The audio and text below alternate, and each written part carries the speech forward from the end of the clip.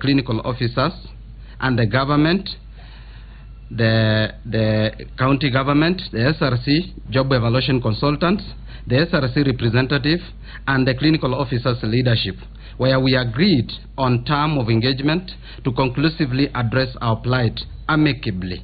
We wish to make the following grievous observation on the appeal process. That we filed an appeal to the SRC through our respective employers after a series of negotiation and deliberation on the initial job evaluation grouping result. The allowed and agreed timeline to comprehensively conclude has elapsed on 5th September 2017, and we have not received any communication whatsoever. We are privy to the informal appeal report released to the public by the SRC to dismay clinical officers and the other health workers who appealed on this report, which is in bad faith and has caused a lot of anxiety among our members. Both the two SRC consultants, PricewaterhouseCoopers and Ernst & Young, totally differed in their report in all the instances, and in which the SRC has not fully relied upon their report as submitted to them, rendering the whole exercise appear and current, cognizant of the fact that we have operational job grouping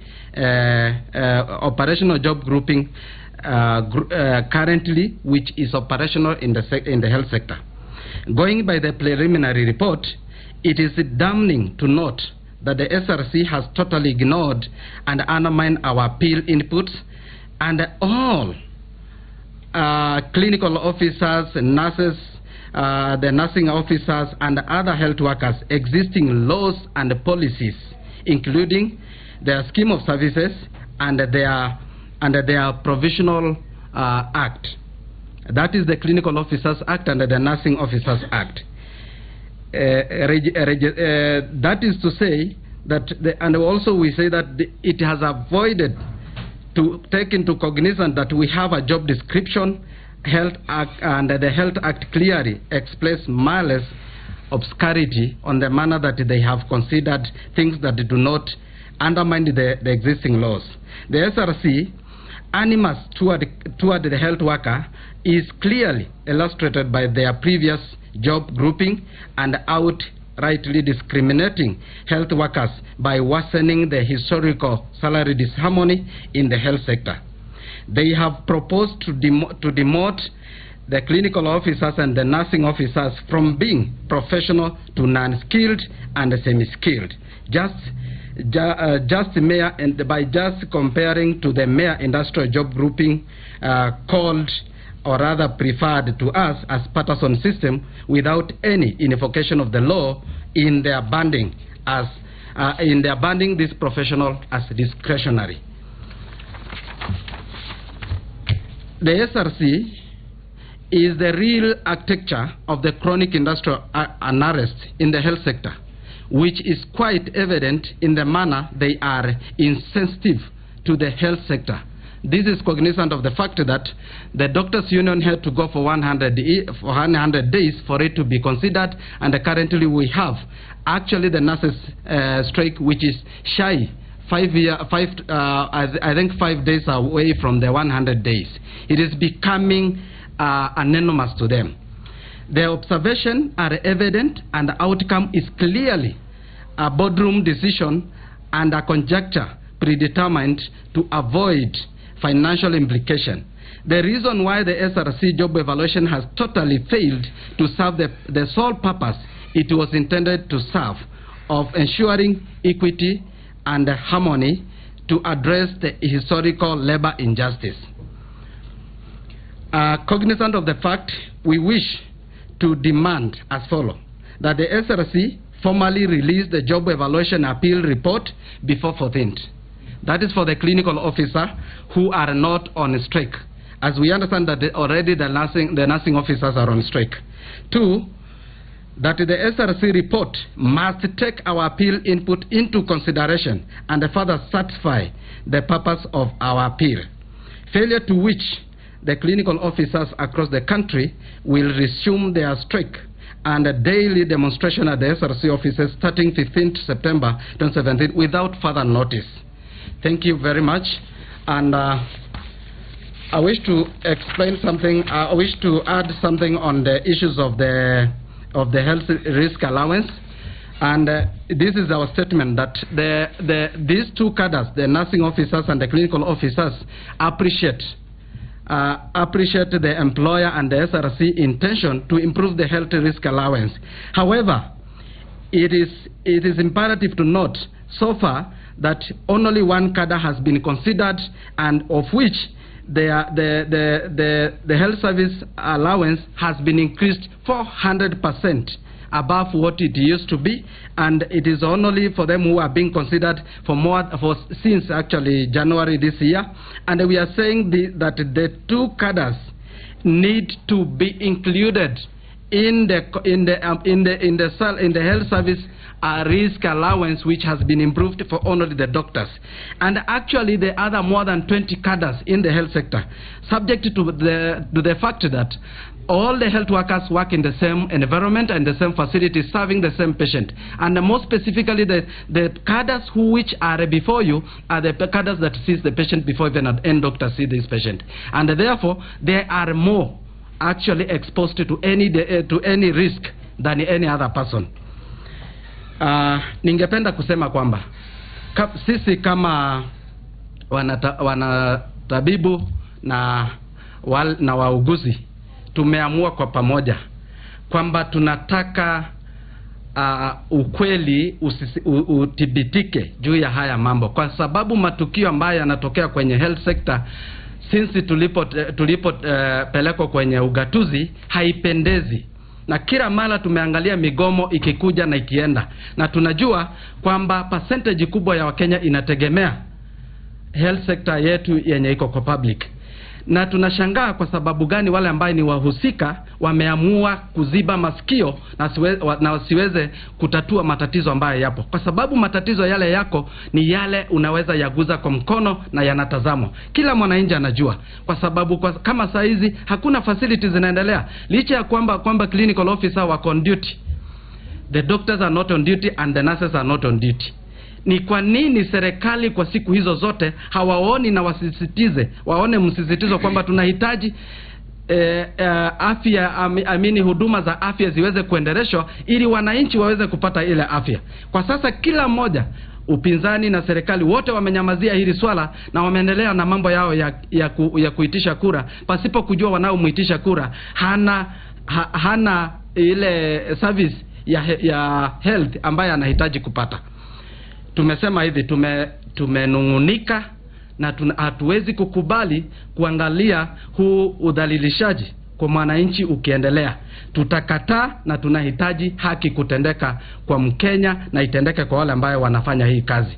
Hatutarudi nyuma. Tarehe 15 hakuna service. Ile ambayo wamekuwa kiona hapo inji ikiendelea in the out service, the out service in all the public facility imeisha kufika siku hiyo. Wasipotimiza, kwa sababu tulikubaliana, wakasema tarehe 5 tutakuwa tumepata majibu.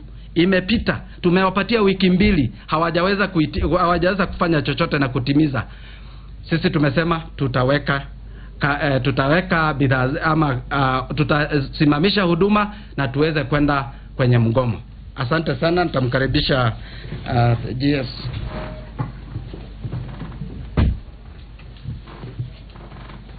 Okay, thank you very much. I'll wish to be very brief because I don't want essentially to repeat what my colleague has said. First, I want to thank my colleagues for standing firm and defending the rights of the health workers in this country. We are very much aware that the health sector is under siege by SRC. We know that even teachers, a primary P1 teacher has been graded to job group B5, yes, while a clinical officer who was trained for 3 years has been downgraded to 4 years of training plus internship, is being downgraded to unskilled, semi-skilled officer in job group B3. We know nurses who have certificates, who are trained for a period of 3 years with experience and they deal with human beings, have been graded job group B1, which is actually the lowest job group within the civil service. And I know this is going on in the health sector, while our colleagues who are not nurses and clinical officers that don't have a trade union are not able to understand what is happening. They are underscoring the impact of SRC siege and assault against the health sector. And that's why we are coming together as health workers. We want to put our heads together and we want to work together. We want to sound a warning to the government that they have been frustrating us because we have been divided. But before Monday comes, we will be putting together all over about 20 cadres within the health sector to make a statement. There is no way you can increase health risk allowance for doctors with 400% and you don't increase for nurses, clinical officers and other health workers. Time has come for us health workers to speak with one voice. And I can tell you, we are speaking with one voice. They are either increasing health risk allowance for all health workers, they are either creating health workers as skilled officers. And any health worker who has gone to college, from certificate and above, the entry band as per the Patterson scale, I have read now and understood what it is. It is now supposed to be band C. How you will be graded in band C, it doesn't matter. It will now be left to specific professionals. But what we know is the entry point for anybody who has gone to college is band C as per the Patterson scale. We have not, the public has not been given the opportunity to see the reports of the evaluation that have been done by PricewaterhouseCoopers and those other bodies you have had. While SRC is sitting somewhere and making unilateral decision. I've said before that the SRC chair and her secretariat, they keep on making decisions without involving the commission.